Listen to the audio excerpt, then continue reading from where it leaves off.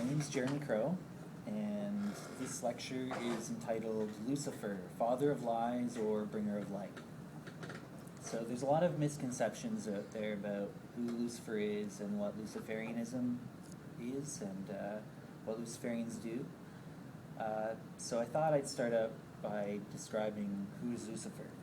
Just start off with that, because that's kind of the basis of the whole thing. So the word Lucifer is a Latin word, and it means light bringer. And the word light has always, or light itself has always been a symbol of knowledge. And so a light bringer is sort of like one who enlightens or one who brings knowledge. And Lucifer is actually, the original usage of it was in Rome, where they would use the word Lucifer to describe the last bright object in the sky before the sun rises. And that turns out to be Venus, the planet Venus. It's not actually a star at all, but they call it the morning star simply because it's the last bright object in the sky. And it holds out. And so it has a very similar kind of symbolic meaning to the rooster, which also kind of heralds the rising of the sun, calls the sun up forth, right? And it didn't always used to be a term associated with the devil or with Satan. So in Catholicism, for example, they still don't think of it as a bad thing. If you actually read the entry on Lucifer in the Catholic Encyclopedia, they don't have a problem with the word, and it's not another name for Satan in their paradigm. So there was actually a bishop that took the ecclesiastical name of Lucifer, and nobody thought of it as, oh, he's a devil worshiper, how did he get in, how did he get into the church so deep, or anything like that. It just meant light bringer, and it was often used as a term to refer to Jesus as well, because he, said, I am the way, the truth, and the light, and all that stuff, and he used a lot of the same kind of symbolism of light, and he gave the light to the people. So people called Jesus Lucifer at one point, and it might be ridiculous for some people to think of, but that's the actual history, and if you look it up. So how did the word Lucifer, which is a Latin word, get itself into the Bible, which was written in Hebrew and Greek?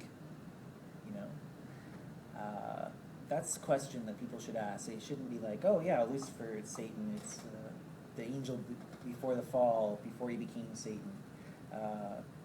Why is it a Latin word? So what happened is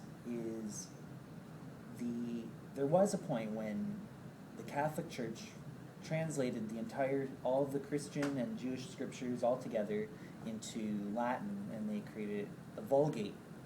And if you look through the Vulgate, or even if you do a word search through it, you'll find the word Lucifer throughout that edition of the Bible. But there's a particular passage where, when it got translated into English, into the King James Version, in Isaiah, where they decided to leave that Latin word untranslated into English and pass it through directly as Lucifer. It's a passage which is referring to actually the Babylonian king Nebuchadnezzar, who the point that they were trying to make was they were trying to say, oh, how thou hast fallen, Lucifer, son of the morning. And they were trying to say that at once he had this glory, and people looked up to him, and he felt himself to be very proud and beautiful, like Venus in the morning. If you wake up in the morning just before the sun rises, it is quite beautiful. And this was an astrological phenomenon that they were used to, and they knew what it meant originally.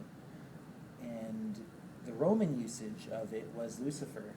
And so they're just saying, you used to be like this, but you've fallen and lost your former glory.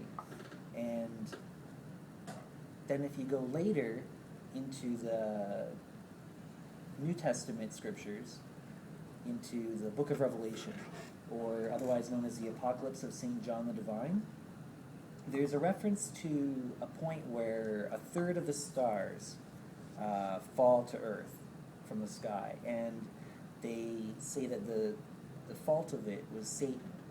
And people have kind of taken that and connected it with a lot of the Christian folklore. A lot of it, which was just derived from John Milton and Paradise Lost, the story of the fallen angels and the rebellion in heaven. A lot of this was also from the book of Enoch, which at one point got, deleted from the Bible, and it's recently resurfaced, relatively recently. And so these stories of the fallen angels were connected with that story of the third of all the stars in the heavens falling to earth. And that story was referenced back to the original story of the fallen star in Isaiah that was referred to as Lucifer in the King James Version. So it wasn't until the King James Version that people started attributing Satan from that passage in Revelation with Lucifer from that passage in Isaiah. And then it stuck. And people said Lucifer and Satan is the same. And that's why you have people thinking that Lucifer and Satan are the same thing. It's a little bit complicated to say why they kept that Latin word, but some people believe that it was a smear campaign against people or a certain person who had Lucifer as a connection to their name.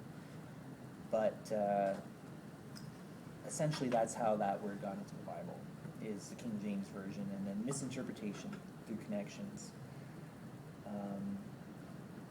Jeremy, so that's pretty recent then, isn't it? Like this kind of like bad vibes around that word. Yeah. So for a long, long time, Lucifer was not considered equivalent with the devil, or considered bad in any way. It was a good word. So this leads me to another question to think, okay, well, if Lucifer is more of a title, or like a descriptive title, so if Jesus was considered a Lucifer at certain times in history, would we consider Satan in the Bible as a Lucifer as well? Maybe there is a connection there, despite the fact that they got associated with, a mistake.